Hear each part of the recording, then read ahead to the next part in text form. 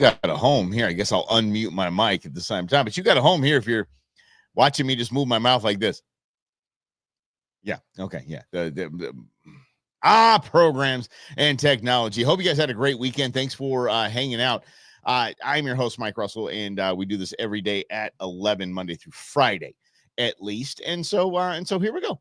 We had an interesting weekend. I hope you had a good weekend. There's a little squitcha out there, a little sun exposure.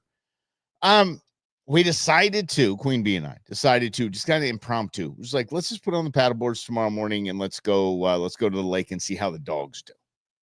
Because we're still testing Boone out. We're still seeing if Boone is going to be the outdoor dog that I hope for him, the outdoor dog that I'm trying to train him to be. And the only way to do that is exposure. Like the only way, like he's a gem at home. Like he's a gem at home. He's a gem on walks. He's fine. But the only way to get him to stop jumping up on people is to expose him to other people. And he jumps up on people, gets a little zappity zap. And then when I say boogie, woogie, woogie, because it's electric, and he learns not to do that. You can only put him in that environment to see if they're going to thrive. And so we know Ozzy thrives on a paddleboard and just loves being in the water. He's a total water dog, which is so weird. Watching somebody like someone the size of Ozzy, something the size of Ozzy, or a dog the size of Ozzy that just wheels off, sold out for the water. Yeah. Did some gold panning. All right, Alfred, right on. That's pretty rad. My parents did that. For the love of God, I did that most of my childhood. My parents and grandparents, that was like their hobby.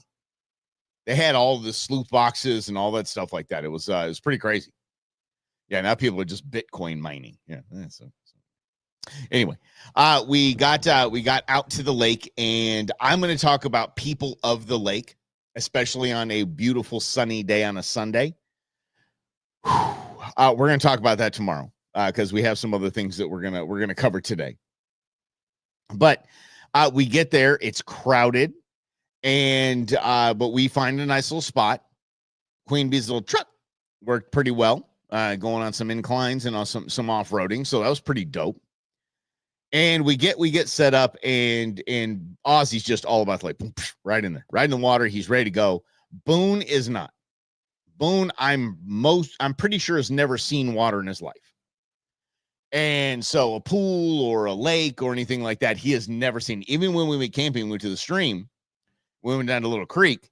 He was like, no. Ozzy's bouncing around and he's like, yeah, not my thing. I was that dog dad. He was on a leash because there were other people around, which we'll talk about again tomorrow. I just dragged him in. I started walking straight into the water, just pulling him behind me. And he was trying to do the whole all fours thing, just sliding away. Looked around, said, hey, this is pretty cool. And just started started kind of tooling around. So he was out there in the water. Ozzy's already chasing sticks. Queen Bee Stones. He doesn't even care. He don't even know Boone's there. And so we're in the water, and he's okay with it. He's okay now. He's kind of seeing what his little brother's doing. He's kind of moving around, kind of seeing what Ozzy has. And then I keep pulling him, keep walking with him, not pulling him at this point because he's coming with me now. And he gets to a part where it's deep enough where he has to swim. So he kind of does the whole, go out and come back in, turn around type of deal. Couldn't be more proud of him. I mean, he's not running to the water right now, but he had a pretty damn good showing. I think if his little brother keeps going in there, I think he's just going to follow him in there. And the more we work with him on retrieving, I think that the more he's going to be apt to, chuck a stick out there, chuck a ball out there, and he's going to go get it. He'll race his brother out there. So it was a successful first trip to the lake. Successful first trip with Boone in the water. I think I'm going to chalk that up as a success. Again, we're going to get to the people flanking us both sides. We'll get to them just a little bit later, probably tomorrow, because we have some stuff to cover, like I said. So now I'm like, okay, we have both paddle boards. I'm going to inflate one because the pain in the tuck is to inflate them. But I'm going to inflate the one. I'm inflate mine because it's bigger. And Queen Bee and Ozzy can obviously jump on and off of that thing like nothing, but something for, my 200 dad bod. And a 60-ish pound dog, you need the bigger one. So we blow up the bigger one and inflate the bigger one. And Ozzy and Queen Bee just kind of go out and tool around, just kind of, see if Boone's going to react with everybody taking off. Then we just throw Boone on the paddleboard. Just throw him on there. And of course, he's a little freaked out. Of course, he's not too happy about the program because he's on a damn flotation he's never been in the water before. But again, it's like how I learned how to water ski, and I was addicted to water skiing as a kid. I learned how to ski on one ski because my parents were like, "You're gonna have to learn how to ski on one eventually, so you might as well just learn on one." I to this day don't know how to ski on two skis, so I skied on one. So they just threw me in there. So my father taught me how to swim. That's how I learned how to ski. Learned how to do a bunch. That's how I learned how to snowboard. My friends took me to the top of what was that? Snow Summit in Southern California, Big Bear, and said, "Okay, we'll see you at the bottom. Learn." And so we threw Boone right on the floaty. Okay, the paddleboard. I think it's a pretty cool paddleboard. And with Queen Bee, of course, because she has I'm surprised she did that. And I'm thankful that she did that. She's amazing that she did that. But she's like, put both dogs on there. Yeah. You're having trouble with Facebook today? I'm sorry, dude. All right. And then here's how that ended up looking right there. There they are. All three, the crew. This is my precious cargo on the paddleboard there. And Ozzy has his little well, I wouldn't say little. He has his little shark vest life preserver, shark fin life preserver. That's orange. We call him Big Tuna in it. It's all the other dogs point and laugh. They really do. But the beautiful Queen Bee, and then Boone in the back. You see Boone's a little like, I know we're coming up on Dad right now, but are you gonna get me off this thing? Because this thing moves a lot. When I move, you move, just like that. That's what that's what he's singing the entire time. When I move, you move, just like that. No, okay, all right. But yeah, so they had a time, and it was cool, and we had to make it happen. Buttercup, hold on, said first trip to the lake. She stopped about 5 feet from the water, wanted nothing to do with it. Yep. And I don't know if you missed it, Rhonda, but I just dragged him in. I just did. I'm not playing this game, dude. No, I understand you haven't been in the water. I get it's scary. I totally understand, but you're coming in with Mom and Dad. You're going to be just fine. Little bro. Look at little bro over there swimming around, chasing sticks. That's him. And so I just dragged him in. Yep. And then he didn't want to get up on the paddleboard, but he wanted to, but he was like, but I picked him up and just put him on. Just plunked him right on that thing. This is where it got funny. So Queen Bee, being the badass that she is, she just thought that, hey, I'll take Boone on a little ride. I'm like, what? Okay. Take Boone on a solo mission. Okay, go ahead with your bad self. It's mostly because she has a disbelief in my ability to stay balanced on things, even though we were paddleboarding, and she goes, "Oh my God, I'm surprised you didn't fall off." That kind of stuff. So she gets Boone out there, and Ozzy's not having this. Ozzy in no way is having this because Ozzy sees Mom paddling away from him with the new guy, the new dog, this big bro. Like, what? Why am I A, not involved? B, what the hell is this? Not just a solo mission, me and Mom. So I'm standing there just watching them. I'm taking pictures of Queen Bee and Boone out on the paddleboard, and I look down, and there's no Ozzy. I look in front of me. There's Ozzy. He is slip sliding away. Going to get to Mom, and so she turns around because she's awesome. So she turns around to get him, and you'll see that here we go. There we go. So it's got a little handle on his little life vest there. A little handle. There we go. Boom. And Boone was like, I'm out. I'm gone. No way in hell. I'm not doing this. Boone's never been to a lake or been in water before. Swimming like a champ. That's that 14% lab in him. Look at him. There he goes. Hell yeah. See? Yes.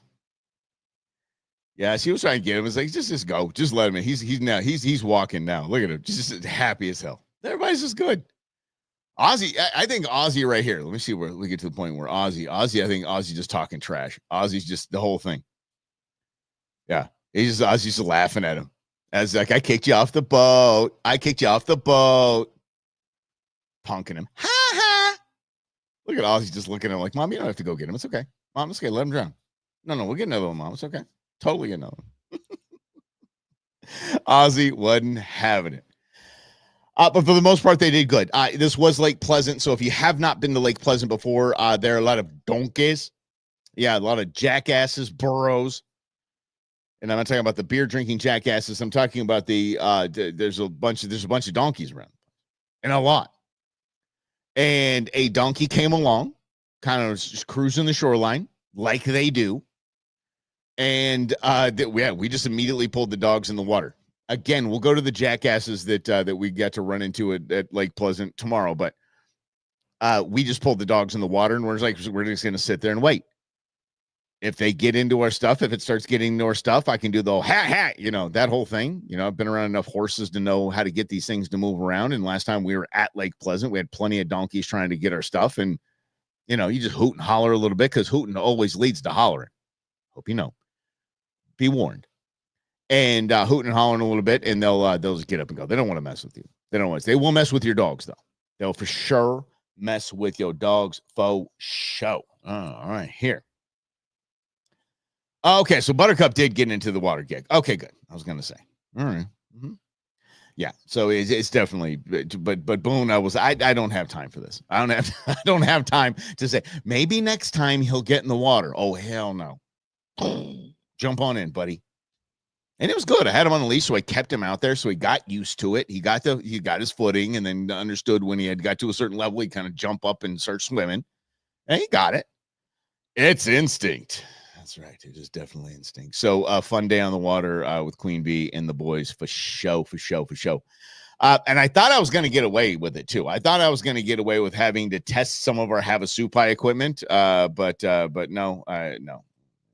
Because that was what I was going to do this weekend. That was on my agenda, is to test our tents and the Thermarest and the jet boil, and to make sure that we're all ready to go for our trip. Okay.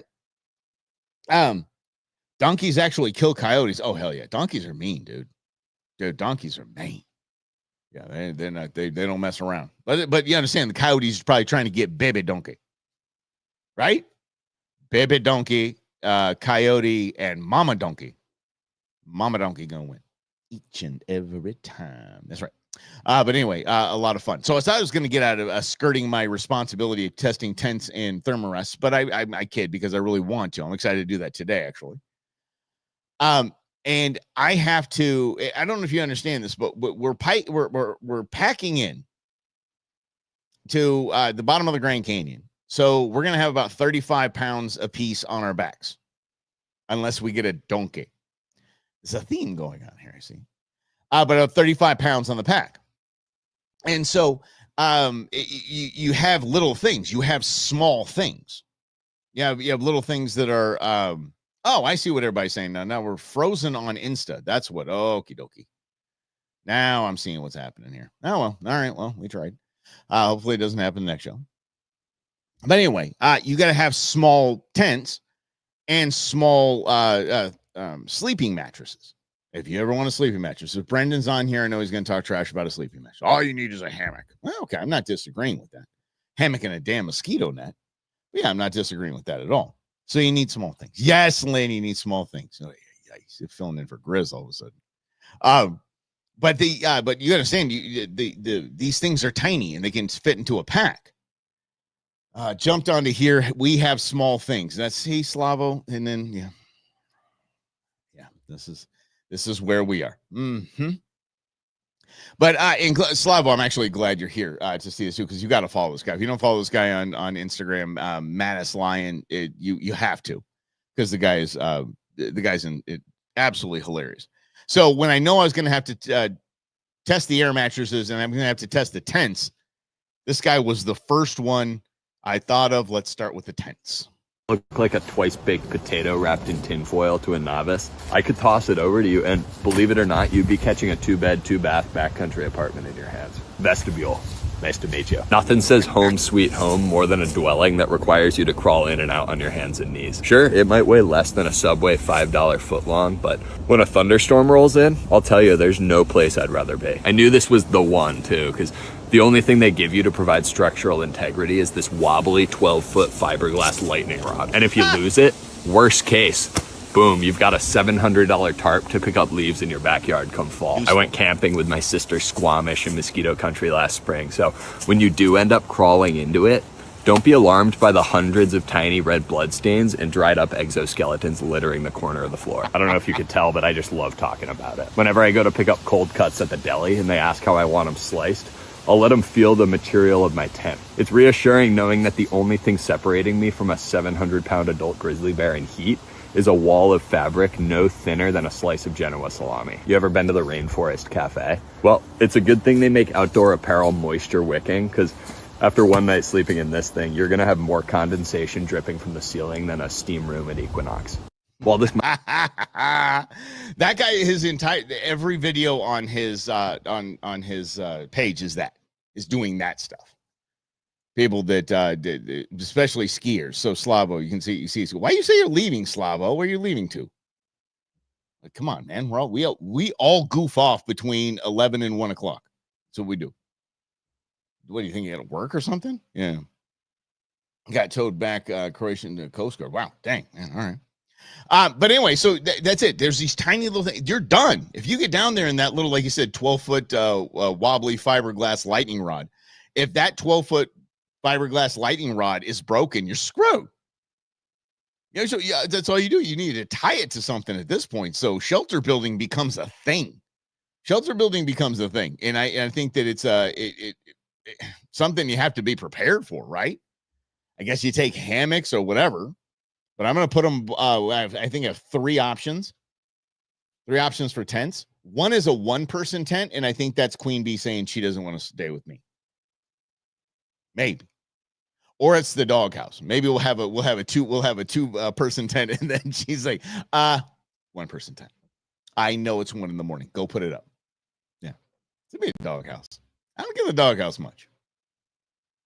Who am I kidding? I was in the doghouse this weekend. That's why I had to watch a movie that we can talk about at another time. Holy cow. Let's get back to this guy because I did have to check the air mattresses out. The lung capacity of a humpback whale, because this thing's going to take about 15 minutes or so to inflate. Might look like a twice-baked potato wrapped in tin foil to a novice. See, it's doing it again to me, guys. Here we go. Then 45 breaths, but capacity of a humpback whale, because this thing's going to take about 15 minutes or so to inflate. It'll be no fewer than 45 breaths, but once it's filled up, you'll realize why I sleep so much like a rock in the backcountry. Name's Blowhole. Nice to meet you. I might lose consciousness in the process, but find me another bed that packs down to the size of a Snickers bar. Just last summer, I told my French roommate Duvet that I'm getting a bed delivered to the house. You should have seen his face when it showed up in a shoebox. I was told your sleeping pad is a crucial piece of gear, so I sought out a mattress made of material no thicker than the average single-ply toilet paper. One rogue pine needle in my camping trip is going to turn into an episode of Naked and Afraid. My buddy Stuff Sack picked up a $7 bag of Doritos last night, texted me, said inflation's getting out of control. I said, not if you ask me, as I laid horizontal in a tick-infested field on my 14-ounce flotation device. That's right.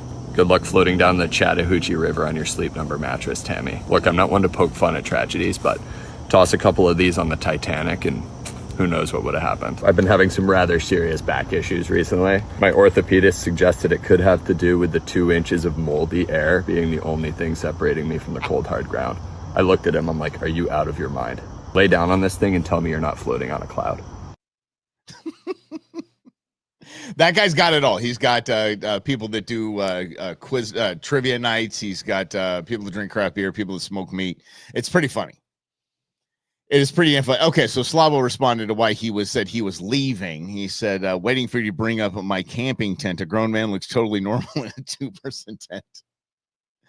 Yeah, those in hammocks are just bear burritos. So, yeah, bear tacos or bear burritos. Yeah, that's all it is. Yeah. Let's see. Oh my God, what did Alfred say? You used to use the exhaust from that muffler to fill up the mat. Damn, that's advanced right there. I like that. Get me to the Chattahoochee. I can tell you stories about a little place too, Georgia, and it's funny. And yeah. I mean, obviously, people got the stories. I've never slept on one of those. I've never slept in a tiny, tiny tent. I've never slept in well, I've slept on one of the therm rests, but it was on a cot. So this will be interesting. This will be interesting. That's why I'm bringing tequila. Yeah.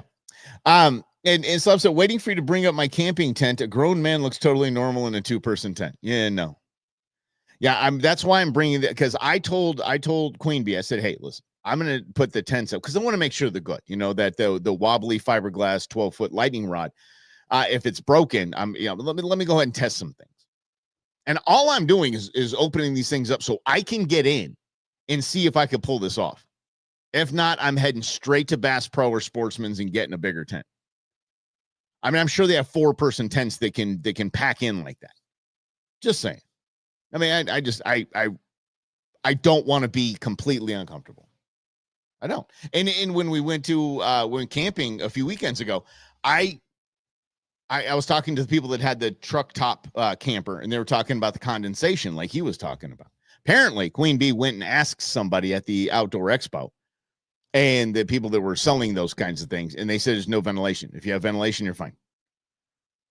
Or it's not breathable. The material's not breathable, or whatever it is. But whatever the hell happens, whatever science takes place and basically turns your tent into a rainforest.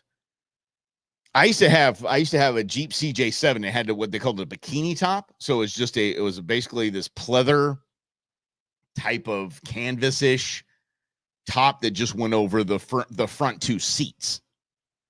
And I'd park it outside when I was going to Long Beach State. I'd park it outside because my father wouldn't let me park in the garage. Thanks, Dad.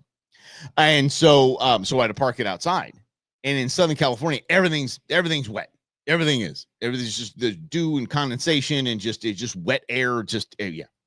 So I would turn out of the subdivision. I'd get onto PCH. And by the time I got to like 45 miles an hour, the top is going like this and just raining down on me. Yeah. It's going to be interesting. Tent, I like a 23-0 hard shell. Okay. So have you camped in those? Did you have the same experience? Where Alfred did, where you had all the condensation and everything was just wet in the morning? See, it's just wild Grizz isn't here because I'm like throwing these things up. It's like tossing these softballs to him every single time. Mm-hmm. But yeah, so later today I will be setting up tents in the backyard. It's going to be intense. Anyway, in the backyard, and I'm going to see what I can fit into and fit in with Queen Bee comfortably. Yeah, I mean, we're used to California Kings, so it's going to be an interesting sleeping situation for sure. Had a conversation, freeze over a pig hunt near Camp Verde. Damn. And was that in your 2-man tent? Oh, that's wild. Oh, you know how much I love being cold, Slavo. You know how much I love being cold. Oh, they have the airflow regardless of the temp. Got it. All right. Yeah, I know. Where did everybody go? All right. I can't wait for the dinner recap of this hike. Yeah. I'm going to do fine. I was tested last weekend on a long hike out in the White Tanks, and so it was just, there wasn't any huffing and puffing. It was just good, and we're ready to go. Dude, we're ready to go. I think I know exactly what you're waiting for in front of the conversation goes, but I'm just, as far as packing in, packing out, pack it out, pack it in. Let me begin. And I'm going to be fine. I'm going to be fine. Can't wait to chat with you guys tomorrow. A lot of neat, very colorful people, colorful characters, put it that way, at the lake when we were there this weekend. And I mean, I love watching people get outdoors. I love showing up in a place being packed like that. I'm like, okay, people are getting it. This is how we survive right here. We just have a bunch of people. Yeah. How much was in your pack for training hike? I have gotten all the way up to, no, don't make fun of me. I never had weight in my pack before, but I had 15 pounds in there. So there. Freeze-dried food or a case of MRE from Luke Air Force Base, $55. That's actually not a bad idea. Go to Luke Air Force Base and get a pack of MREs. But no, we have dried soups, we have the freeze dried meals, and we have that look so delicious on the outside, but we know what's happening on the inside. Trail mix, beef jerky, all that kind of stuff. So I think we're pretty good. Yep. Yes. Slavo, and here's the deal. Slavo is the little brother I never wanted. Him and Rob, for the love of God.